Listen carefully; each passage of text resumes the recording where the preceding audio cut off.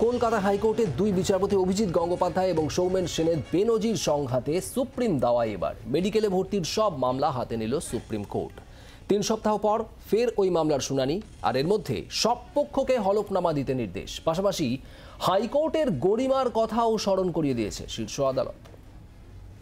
মেডিকেলে ভর্তিতে দুর্নীতির অভিযোগ নিয়ে মামলা দায়ের হয়েছিল হাইকোর্টে। তা নিয়ে নজিরবিহীন দ্বন্দ্ব তৈরি হয়েছিল হাইকোর্টের সিঙ্গল বেঞ্চের বিচারপতি অভিজিৎ গঙ্গোপাধ্যায় ও ডিভিশন বেঞ্চের বিচারপতি সৌমেন সেনের মধ্যে, যে বিতর্কের জল গড়িয়েছিল সুপ্রিম কোর্টেও। সোমবার শীর্ষ আদালত নির্দেশ দিয়েছে, মেডিকেলে দুর্নীতির অভিযোগ সংক্রান্ত সব মামলার শুনানি হবে সুপ্রিম কোর্টে। 3 সপ্তাহের মধ্যে সব পক্ষকে হলফনামা দেওয়ার নির্দেশ দিয়েছে শীর্ষ আদালত। সুপ্রিম কোর্ট সঠিক সিদ্ধান্ত নিয়েছেন যে সুপ্রিম কোর্ট শুনবেন মামলাটা। এই মেডিকেল ভর্তি সংক্রান্ত যে দুর্নীতির অভিযোগ এসছে, বিষয়টা খতিয়ে দেখবেন সুপ্রিম কোর্ট। ভালো ইতিবাচক হলো এটা। গত সপ্তাহে মেডিকেলে ভর্তি সংক্রান্ত মামলায় কলকাতা হাইকোর্টের বিচার প্রক্রিয়ায় স্থগিতাদেশ দিয়েছিল প্রধান বিচারপতি DY চন্দ্রচূড়ের নেতৃত্বাধীন 5 বিচারপতির বিশেষ বেঞ্চ। সোমবার সেই বেঞ্চের সামনে হাইকোর্টের সিঙ্গল বেঞ্চ থেকে ওই মামলা সরানোর আবেদন করেন রাজ্যের আইনজীবী কপিল সিব্বল। শুনানিতে কারণ নাম না করে সিব্বল প্রধান বিচারপতিকে বলেন, একজন বিচারপতি লাগাতার এই ধরনের নির্দেশ দিয়ে চলেছেন, হস্তক্ষেপ করুন। তিনি আরও বলেন, একজন বিচারপতি এই ধরনের মামলার শুনানি করেই যাচ্ছেন, ভবিষ্যতেও একই কাজ করবেন। এক্ষেত্রে কি করা যেতে পারে? উত্তরে প্রধান বিচারপতি বলেন, আপনি আপনার বক্তব্য রাখলেন, আমরা বিবেচনা করব। আমরা একজন হাইকোর্টের বিচারপতি সম্পর্কে কথা বলছি। একজন বিচারপতি সম্পর্কে এই ধরনের আক্রমণাত্মক বক্তব্য ঠিক নয়। আমরা এখানে যা বলবো সেটা হাইকোর্টের মর্যাদার প্রশ্ন।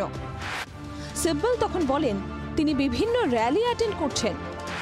এরপর তৃণমূলের সর্বভারতীয় সাধারণ সম্পাদক অভিষেক বন্দ্যোপাধ্যায়ের আইনজীবী অভিষেক মনু সিংভি বলেন, শুধু এই মামলা নয়, অন্য অনেক মামলায় আমার মক্কেলকে জড়িয়ে দেওয়া হচ্ছে। প্রধান বিচারপতি তখন বলেন, হাইকোর্টের প্রধান বিচারপতি এগুলি দেখবেন, কোন মামলা কার বেঞ্চে যাবে সেগুলি উনি দেখবেন। তার থেকে এই ক্ষমতা কেড়ে নেওয়া উচিত নয়। মেডিকেলে ভর্তিতে দুর্নীতির অভিযোগ নিয়ে সিব্বল বলেন, রাজ্য সরকার এই বিষয়ে উপযুক্ত পদক্ষেপ করেছে। 4টি FIR রুজু হয়েছে, 10টি সার্টিফিকেট বাতিল করা হয়েছে। প্রধান বিচারপতি পাল্টা বলেন, এ ব্যাপারে রাজ্য সরকারের একটি হলফনামা নিশ্চয়ই জমা পড়েছে।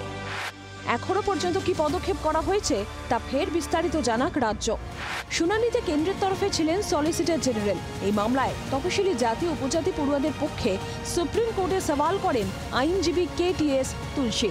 সুপ্রিম কোর্টে মামলা সরতেই তা নিয়ে তুঙ্গে রাজনৈতিক দরজা। সামগ্রিকভাবে গোটা বিচার ব্যবস্থার দিকে আঙুল তোলার জন্য তাই এই জাস্টিস গাঙ্গুলি, এই অমৃতা সিনহারা আজকে যার ফলশ্রুতিতে সুপ্রিম কোর্ট এই রায় নিয়েছে। আমরা বলছিলাম এই ধরনের ঘটনা অনিবার্য। তৃণমূলের প্রাতিষ্ঠানিক দুর্নীতি, লুট এবং বিচার ব্যবস্থাকে কলুষিত করা, প্রভাবিত করা, বিচারপতিদের ভীত সন্ত্রস্ত করা, তাদের বাড়ি গিয়ে পোস্টার মারা, কোর্টরুমের ভেতরে তাদের ম্যানহ্যান্ডেল করা, এই যে পরিস্থিতি তৈরি হয়েছে, এটা অত্যন্ত দুর্ভাগ্যজনক। বিচারপতি অভিজিৎ গঙ্গোপাধ্যায়ের নাম না করে বিস্তর অভিযোগ করেন রাজ্য সরকারের আইনজীবী কপিল সিবাল এবং অভিষেক বন্দ্যোপাধ্যায়ের আইনজীবী অভিষেক মনু সিংভি। পুরো বিষয়টিতে সুপ্রিম কোর্ট হস্তক্ষেপ করতে চায়নি। সুপ্রিম কোর্টের বক্তব্য, মূল মামলা যখন শুনানি হবে তখন সব প্রসঙ্গ একের পর এক আসবে। নয়াদিল্লি থেকে ক্যামেরায় শুভাশিসের সঙ্গে অর্ণবাংশু নিয়োগী ও রাজীব চক্রবর্তী, জি24 ঘন্টা। বাংলার আওয়াজ, বাঙালির আবেগ, জি24 ঘন্টা।